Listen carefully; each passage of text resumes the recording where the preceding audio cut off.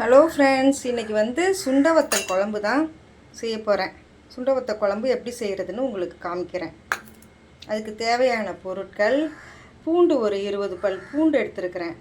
ரெண்டாவது வந்து 100 கிராம் வந்து சின்ன வெங்காயம், அப்புறம் 2 தக்காளி, கருவேப்பிலை தாளிக்கிறதுக்கு ஒரு 7-8 சின்ன வெங்காயத்தை எடுத்து தட்டி வச்சுருக்கிறேன். தாளிக்கும் போது போட்டால் இன்னும் ரொம்ப நல்லாயிருக்கும். இது தாளிப்பதற்கு கடுகு, சோம்பு, வெந்தயம், 3 காஞ்ச மிளகாய் தாளிப்பதற்கு. அதுக்கு ஏற்ற உப்பு, மிளகாத்தூள் வந்து குழம்பு மிளகாத்தூள் 3 ஸ்பூனு. இது கொஞ்சம் காரமாக இருந்தால் தான் நல்லாயிருக்கும். வெறும் மிளகாத்தூள் 1 ஸ்பூனு, ஒரு சின்ன ஸ்பூனில் மஞ்சத்தூள். இது வந்து மசாலா போடுறதுக்கு. ஒரு லெமன் சைஸ் புளியை எடுத்து இது கழனி தண்ணியில் ஊற வச்சு வச்சுருக்கிறேன். அடுத்தது இறக்கும்போது போடுறதுக்கு வந்து குழம்பு ரெடியாகி இறக்குற சமயத்தில் 1 ஸ்பூன் வந்து நாட்டு சக்கரை எடுத்து வச்சுருக்கிறேன். இதை போட்டு இறக்கணும். அவ்வளோதான். இது வந்து வத்த குழம்புக்கு தேவையான பொருட்கள். இது நல்லெண்ணெய் ஊற்றிட்டு கடுகு, வெந்தயம், சோம்பு, காஞ்ச மிளகாய் போட்டு தாளிச்சிட வேண்டியதுதான். கடுகு நல்லா வெடித்த பிறகு நம்ம கருவேப்பிலையை போடணும்.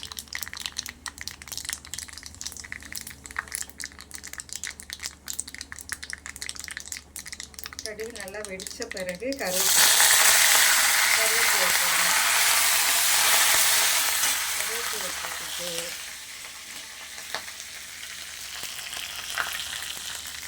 கட்டி வச்சு வெங்காயத்தை போடணும். கட்டி வச்ச வெங்காயத்தை போட்டுட்டு நல்லா வதக்கணும். அடுத்தது நறுக்கி வச்ச வெங்காயத்தையும் உரிச்சு வச்சுருக்கோம் பார்த்தீங்களா, முழுசா அந்த வெங்காயம்,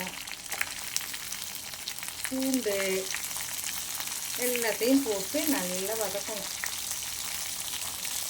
எல்லாத்தையும் போட்டு நல்லா வதக்கணும். வதங்கின பிறகு தக்காளியும் போட்டு நல்லா வதக்கணும். நல்லா வதங்கட்டும். உப்பையும் போட்டு வதக்கணும்னா சீக்கிரம் வதங்கும். உப்பையும் போட்டு நல்லா வதக்கிடுவோம். வதக்கின பிறகு இந்த புளி தண்ணி கரைச்சி வச்சுருக்கேன். அதுலேயே மிளகாத்தூள், மஞ்சள்தூள், வெறும் மிளகாத்தூள் எல்லாத்தையும் போட்டு வச்சுருக்கிறேன். பாருங்க, வெங்காயம், பூண்டு எல்லாம் நல்லா வதங்கிடுச்சா. இப்போ வந்து நம்ம வந்து இந்த தக்காளியும் போட்டு நல்லா வதக்கணும். தக்காளியும் போட்டு நல்லா வதக்கணும். தக்காளி நல்லா வதங்கட்டும். வதங்கினோடனே நம்ம வந்து கரைச்சி வச்சுருக்க புளி, இந்த கரைசலை வந்து பாருங்க, அது தக்காளி வதங்கின உடனே இந்த கரைசலை எடுத்து ஊற்றிடலாம். சரியா? எண்ணெய் கொஞ்சம் ஜாஸ்தி தான் ஊற்றணும். இந்த வத்த குழம்புக்கு எண்ணெய் கொஞ்சம் ஜாஸ்தி ஊற்றினா தான் நல்லாயிருக்கும். தக்காளி எல்லாம் குழஞ்சி நல்லா வெந்து வதங்கிடுச்சா.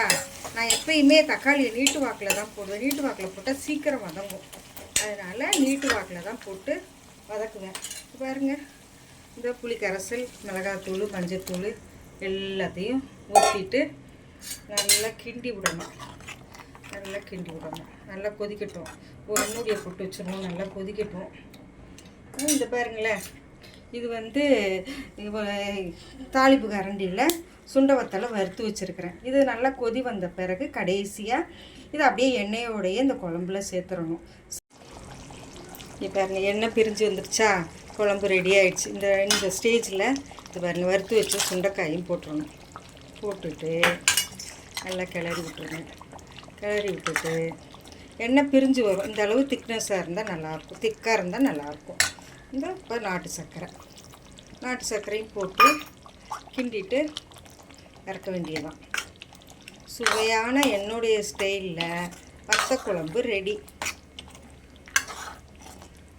நீங்கள் வீட்டில் இதே மாதிரி செஞ்சு பார்த்துட்டு எப்படி இருந்துச்சு அப்படின்ட்டு கமெண்ட் பண்ணுங்கள். என் சேனலுக்கு சப்போர்ட் பண்ணுங்கள்.